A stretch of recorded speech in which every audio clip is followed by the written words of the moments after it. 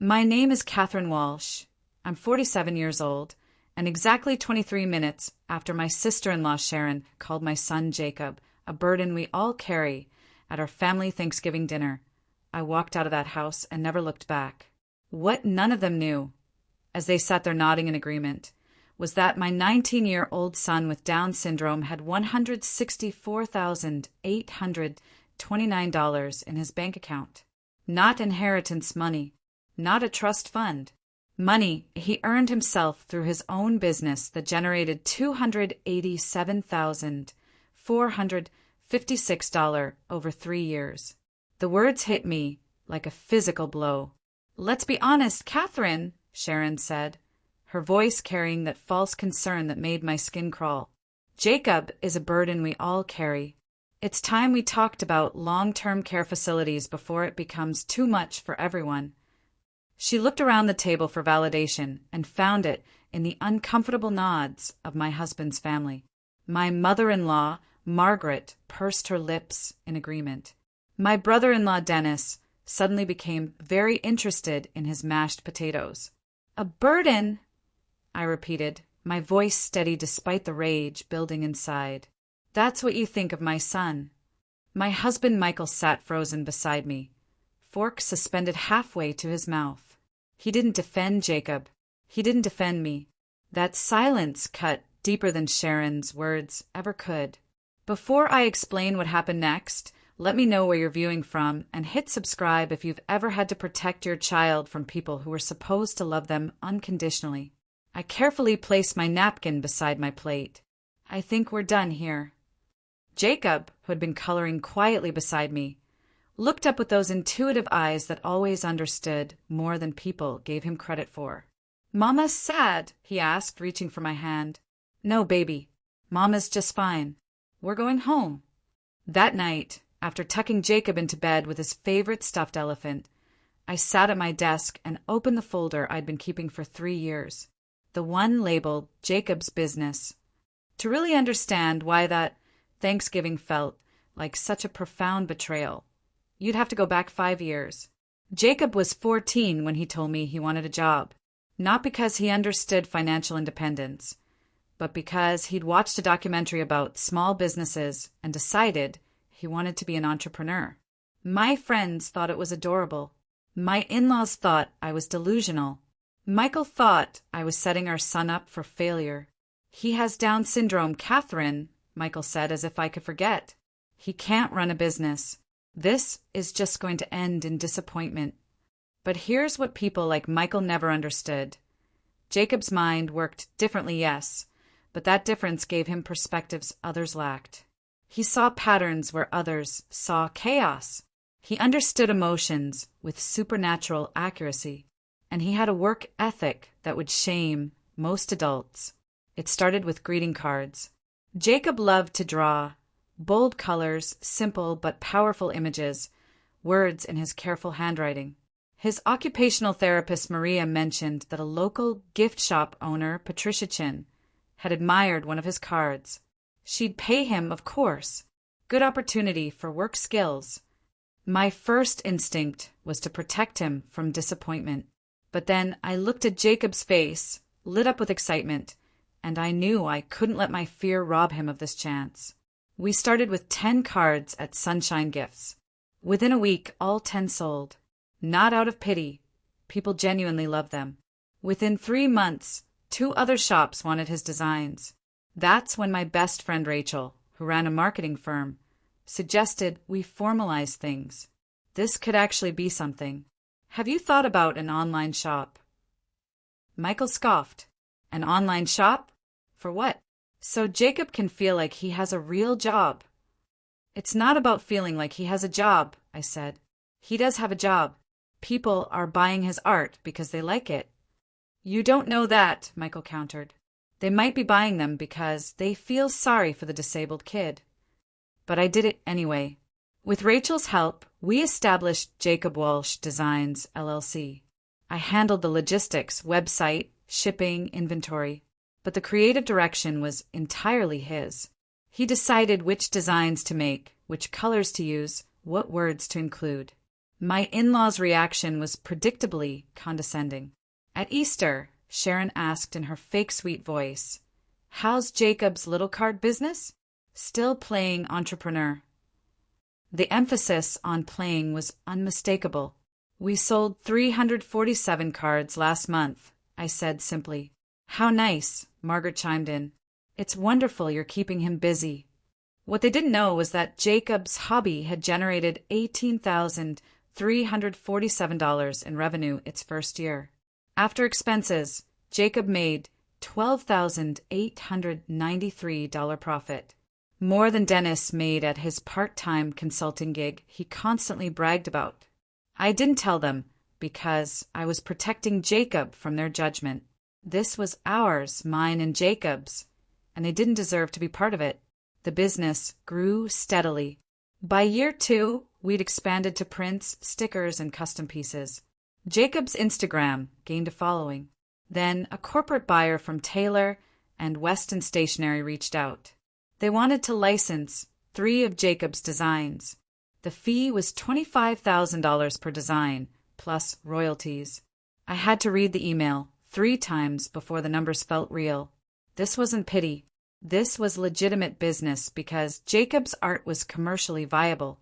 I put the entire $75,000 directly into Jacob's account. "This is his money," I told Rachel. "He earned it." By our 3rd year, we had over 100 employees. Revenue hit $287,456 total. After expenses and my salary, Jacob's personal account held $164,829. But Michael's family continued treating it like a cute novelty. The pressure to institutionalize Jacob intensified 6 months before Thanksgiving. Margaret started sending articles about residential care. "It's never too early to plan," she said, sliding a brochure across the table. "These places have waiting lists." "Jacob lives with us," I said firmly.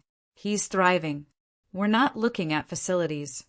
"Be realistic," Dennis said. "At some point, you have to think long-term. These places offer structure he won't get at home." "He has structure," I said. "He has a business. He has a life." Sharon laughed. "A business? Come on. You're running that business. Jacob just colors pictures." The rage that sparked was immediate, but I swallowed it. Over the next months, they deployed every manipulation tactic. Margaret sent more articles about caregiver burnout. Sharon was direct. "There's no shame admitting this is too much." Dennis called Michael to discuss the Jacob situation. 3 weeks before Thanksgiving, Sharon sent a group text. "Looking forward to Turkey Day. Might be one of the last times we're all together like this before things change." The implication was clear.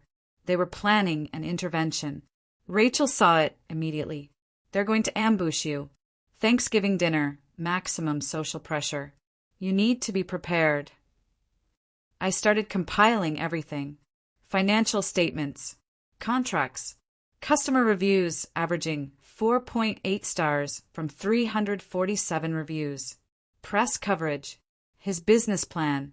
I created a comprehensive portfolio, irrefutable proof of Jacob's success. I also started recording conversations. What I discovered was worse than I'd imagined. They weren't just worried, they were embarrassed. Embarrassed by Jacob at family gatherings, by his social missteps, by having to explain to friends that yes, he has Down syndrome, and no, he's not in a facility. I arrived at Margaret's house at exactly 2:47 p.m. on Thanksgiving, deliberately late enough that everyone would notice. The living room was staged like a deposition. Sharon and her husband, Dennis and his wife, Margaret, Michael's cousin and his wife, and Michael himself, looking uncomfortable. Too many people for casual Thanksgiving. This was an audience. We made it through appetizers, turkey, and sides, all the way to pumpkin pie before Sharon made her move. "Catherine," she began, "we've all been talking.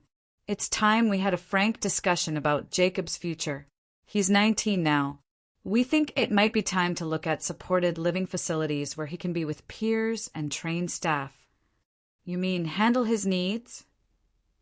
I said calmly, like I've been doing his entire life. No one's criticizing you, Margaret interjected. But Jacob has limitations that will become more challenging. We're thinking about what's best for everyone, including you. Let's be honest, Catherine, Sharon said. Jacob is a burden we all carry. It's time we talked about long-term care facilities before it becomes too much for everyone involved. The table went silent. Jacob's hand found mine under the table, squeezing tightly. He understood that word, burden, and what it meant. A burden, I said quietly. That's what you think of my son. Don't be dramatic, Sharon continued. We can have difficult conversations. Jacob requires constant supervision. You've sacrificed your entire life. Don't you deserve a break? Don't you think he might be happier somewhere designed for people with his condition? His condition, I repeated. Say it. Down syndrome. Fine. Down syndrome. Jacob has cognitive limitations that make independent living impossible. Pretending otherwise isn't helping anyone. Michael finally found his voice. Catherine, maybe we should just listen. Listen to what? I cut him off. Listen to how his presence is an embarrassment. Sharon's mask slipped, revealing irritation. We love Jacob, but love doesn't mean pretending. He doesn't have serious limitations. His little card business is sweet, but it's not sustainable. You're doing all the real work. Fund this hobby. I repeated. Something sharp crystallized in my chest. That's what you think? That I'm funding a hobby? Well, isn't it? Margaret asked gently. These things can be expensive. The materials, website, shipping. It's wonderful you've created this purpose for Jacob. But let's be realistic about the costs. I laughed. Not a happy laugh. The costs. Would you like to know about costs? About revenue? About profit? Catherine, don't, Michael said quietly, but I ignored him. I opened my banking app and held up the screen. Jacob Walsh Designs generated $112,783 in revenue last year alone. After all expenses, materials, website fees, shipping, insurance, my salary, Jacob's personal profit was $68,247. The silence was absolute. Sharon's mouth fell open. Margaret's hand trembled as she set down her wine glass. That's impossible, Sharon said flatly. It's completely right, I replied. Year 2 was $54,339. Year 1 was $12,893. Total over 3 years. $135,479 in personal income, not including the $75,000 licensing deal with Taylor and Weston Stationery. Taylor and Weston, someone gasped. The national chain. The very same. 3 designs in stores nationwide starting February. His accountant projects another $90,000 to $120,000 from that deal alone. I swiped to another screen. This is Jacob's personal savings. $164,829.47. Not mine. Not Michael's. His money from running his own company. My son, who you just called a burden, has more money than anyone at this table except possibly Margaret. Dennis sputtered. You must be managing everything. I manage the administrative aspects he can't handle independently, I interrupted. Accounting, legal paperwork, complex customer service. But the art? The designs? The creative direction? That's all Jacob. I'm the operations manager. He's the CEO and lead designer. Sharon recovered, trying to regain control. Even so, a successful business doesn't change the fundamental challenges. Realistic expectations, I cut in. When Jacob was born, doctors said he probably wouldn't walk, wouldn't talk, would need institutional care by adolescence. Those were their realistic expectations. Jacob walked at 18 months. He speaks in complex sentences. He reads at sixth grade level. He manages a business that supports him financially. I stood slowly. Your realistic expectations have been wrong about my son his entire life. You expected him to be nonverbal. He gives presentations at disability advocacy events. You expected constant supervision. He spends 8 hours daily in his studio creating independently. You expected financial drain. He's self-sufficient and contributes $800 monthly to household expenses. He contributes. Michael asked, genuinely surprised. Of course. Did you think I'd let him save every penny while we paid for everything? That's another $28,800 he's contributed over 3 years. I pulled out documents and began laying them on the table. Business license, tax returns, contracts with retailers, licensing agreement with Taylor and Weston, customer reviews for 0.8 stars from 347 reviews, press coverage.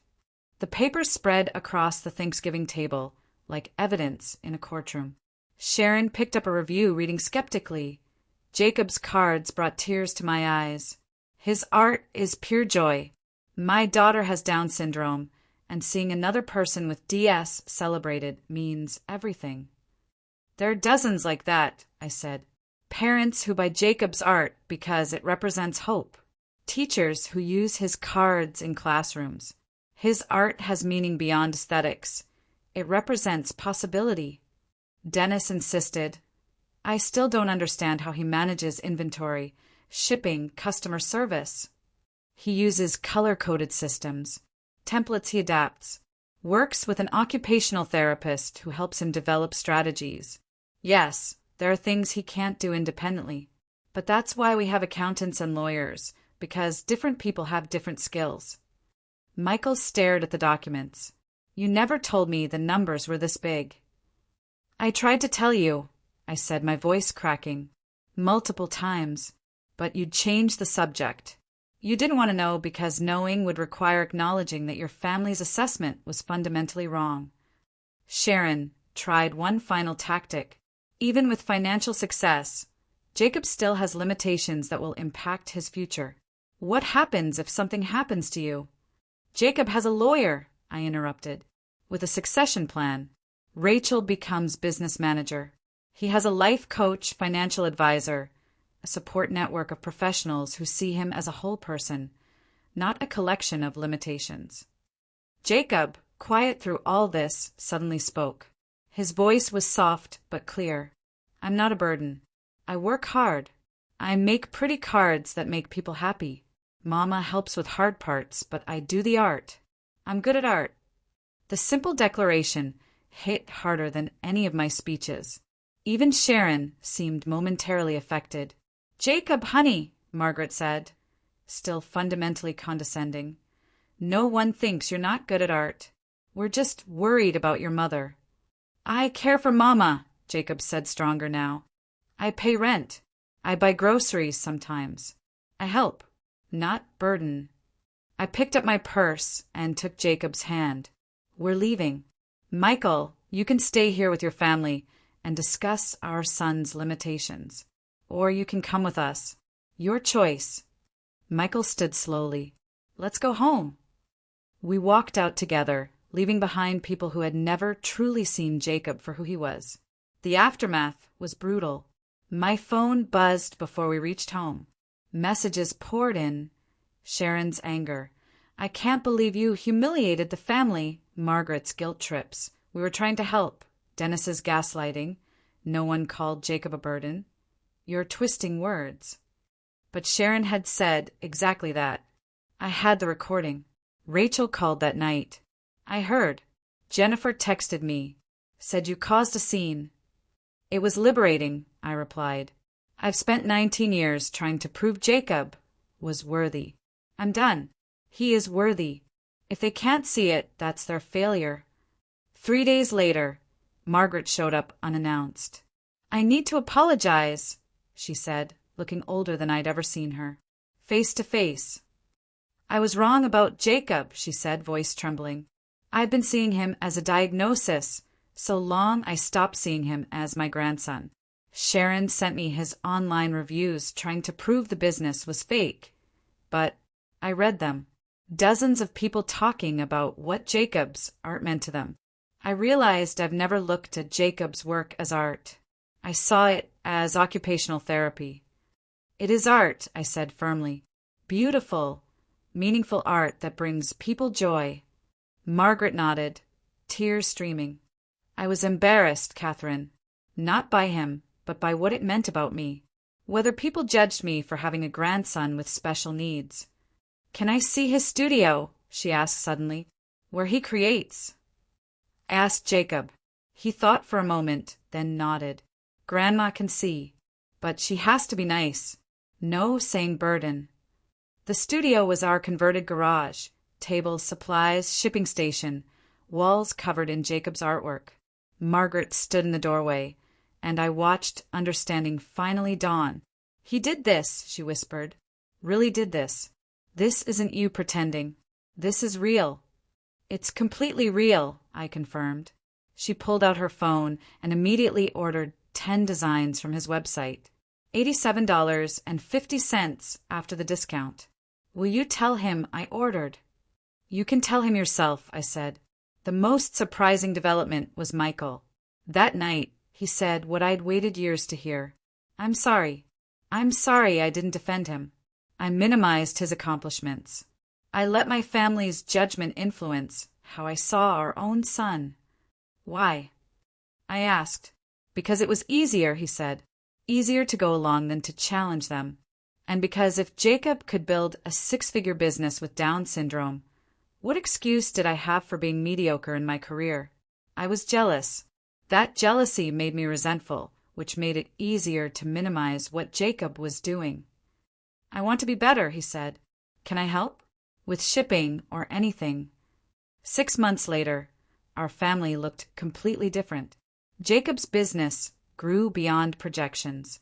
The Taylor and Weston deal generated $103,487 in royalties. 2 other national retailers requested similar deals. Jacob Walsh Designs now employed 3 assistants.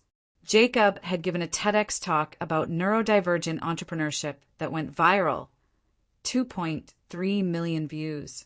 Companies asked him to speak at conferences about disability inclusion. Michael kept his promise, spending Saturday mornings in the studio, helping with shipping, learning the business. Their relationship deepened. I'd hear them discussing design choices, business strategy, goals. We maintained careful distance from most of Michael's family. Margaret visited monthly, genuine in rebuilding the relationship. She'd become Jacob's biggest advocate. Sharon and Dennis never apologized. They maintained they'd been misunderstood. I blocked their numbers after the 100th guilt trip. Rachel hosted Thanksgiving that year. Jacob's art hung on her walls. People asked genuine questions about his business and listened to answers. When we said what we were grateful for, Jacob said, grateful for Mama, who believes me. Grateful for Papa, who helps. Grateful for art. I added, grateful for found family. For people who choose to see truth instead of assumptions. Later, driving home, Jacob said, this was good Thanksgiving. Better than last year. Much better, I agreed. No one called me burden, he added matter-of-factly. No one ever will again, Michael said firmly. Today, Jacob's account holds $287,643. Jacob Walsh Designs is on track to gross over $400,000 this year. He has speaking engagements booked for 18 months and is working with a publisher on a book. None of this would have been possible if I'd listened to people who called him a burden, who said institutional care was inevitable, who claimed his dreams were childish fantasies. Have you ever had to defend your child, or yourself, against people who couldn't see your true worth? Have you walked away from family because loving them meant sacrificing your child's future? Share your story in the comments below. Let's build a community of people who choose truth over comfort. And if you're a parent of a child with disabilities reading this, I want you to know success is possible. Not despite your child's diagnosis, but inclusive of it. Your child is complete exactly as they are. The world may see limitations, but your job is to see possibilities. Don't forget to subscribe for more stories about family dynamics and finding your worth. Because sometimes the most powerful thing you can do is stop trying to prove yourself to people who will never truly see you. Jacob taught me that. My son, whom Sharon called Burden, taught me that different isn't less, that disability doesn't equal inability, and that the only real limitations are the ones we accept. I'm not the hero of this story. Jacob is. I just got out of his way and let him show the world what he'd been trying to show us all along, that he was capable of extraordinary things, if only someone would give him the chance.